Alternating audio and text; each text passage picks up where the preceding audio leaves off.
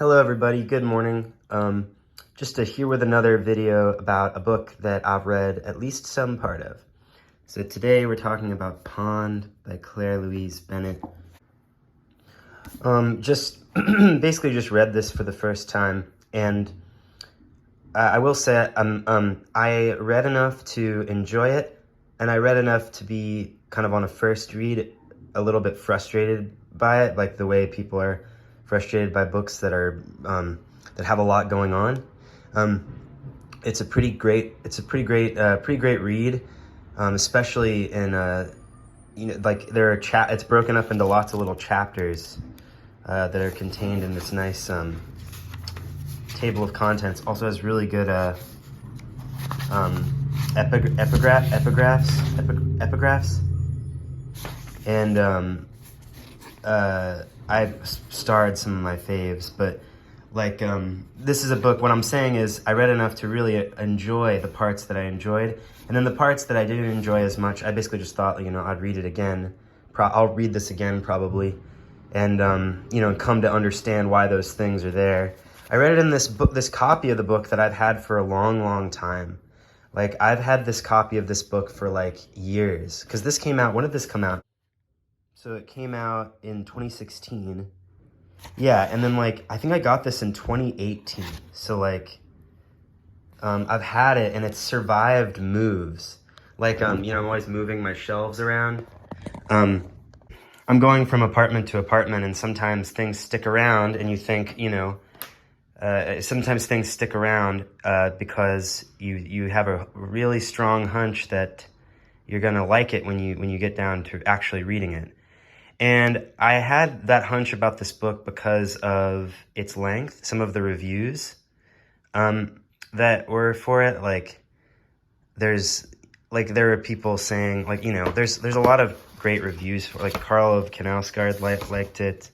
Then like on the last page of all this hubbub, there's some good ones, like Jenny Awful, who's a favorite of mine. And like, I knew this one had caused quite a stir, like at the end of my college years, and it was just like kind of small, like kind of compact, and I had a hunch that it would be one of those kind of plotless books that I profess to like a lot. So I went ahead and kept it around.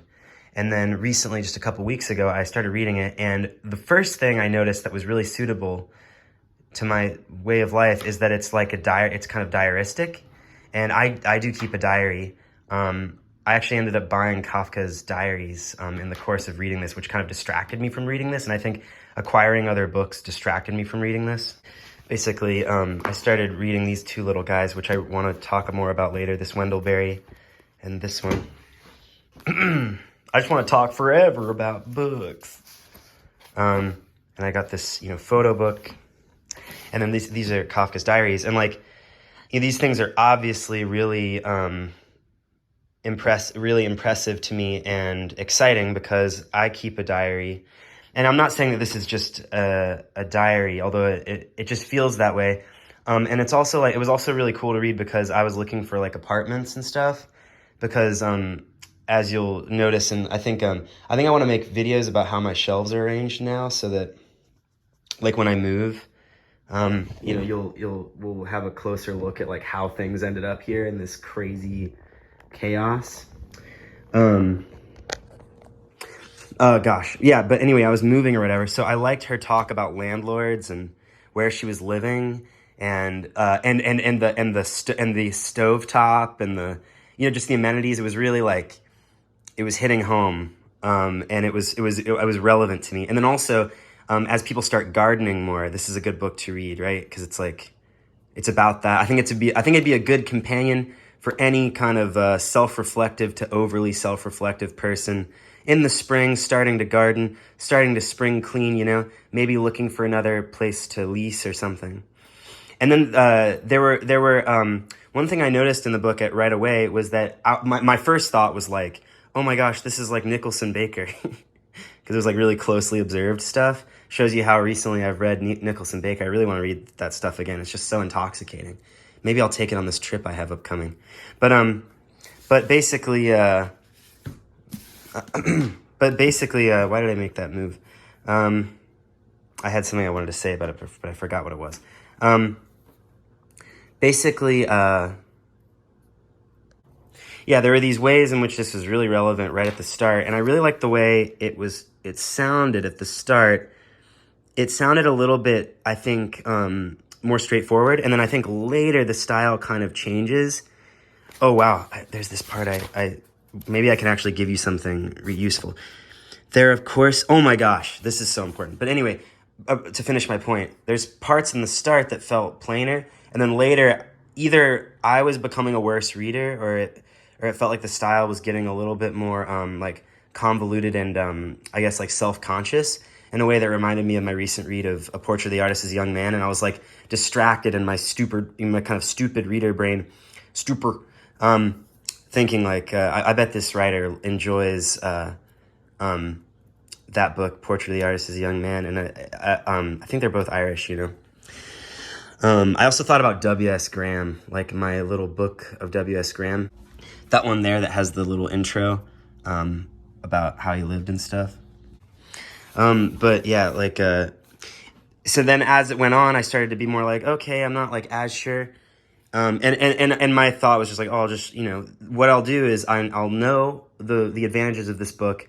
I may keep it around, like it might have an identity, like it might acquire this identity of being the book that I've kept around, you know, like to investigate further, you know, just because I think that riches lie in wait or something. I loved that, like, and then little things would jump out, like this. There are, of course, a number of regions in any abode that are foremost yet unreachable. Places, in other words, right under your nose, which are routinely inundated with crumbs and smidgens and remains. And these ill-suited specks and veils and hairpins stay still and conspire in a way that is unpleasant to consider. And so one largely attempts to arrange one's awareness upon the immediate surfaces always, and not let it drop into the ravines of smeared disarray everywhere between things. So this is like, you know, that's kind of how the book is. It reminds me of my life. And then also it's like kind of tells you how this book can be, where it's saying something you want to hear, but it's saying it like a little bit like leisurely, like there's just more space to stretch out in writing it, you know, than you thought at first. And whether you find that cool or not, you know, that's up to you as a reader. But, you know, like when you finally move, you'll find out what fell between the cracks, between the, you know, in the unspeakable region between the counter and the oven. I used this this envelope that says Orange Sesame Chocolate Chip Cookies as a bookmark for this one too. Yeah, I wonder if there's anything else I singled out. I think it's more useful to kind of look through the later bits and see what I may have underlined. Oh, postcard. Wait, did I like that part? I think I loved postcard. Ah! Wait, that wasn't the... Oh, this thing about the ink and the pens. Of course, I love that.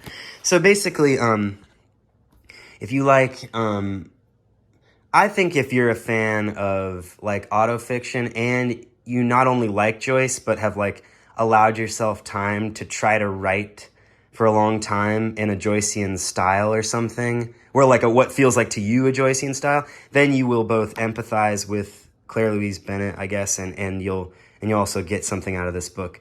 I wonder, you know, it might be cool if I weren't so secretive about my dream diary. It'd be interesting to look at how writing in my dream diary changes when I read these books. I bet this changed it a little bit. Anyway, I feel like I've said basically everything I want to say about this book. I don't want to give too much away. I mean, I think it really is... This book is both anticlimactic and definitely not, because you don't anticipate just how intensely it's going to get into each little bit. And then you also kind of expect it to do more plot-wise, I guess. But questions of plot are maybe not like as relevant here because it's more like a collection of short stories or something. And that's my yeah. So basically, this is a favorable review. Enjoyed. May keep it around still longer. Yeah. Everybody have a good day of reading, and I hope to like make more videos very soon. And I hope you've been enjoying the Anthony Madrid like poem readings. Those are like I just want to like share like these poems that are good to recite more. I just want to, put it, blast it out there more. All right. See you, everybody. Have a good day of reading.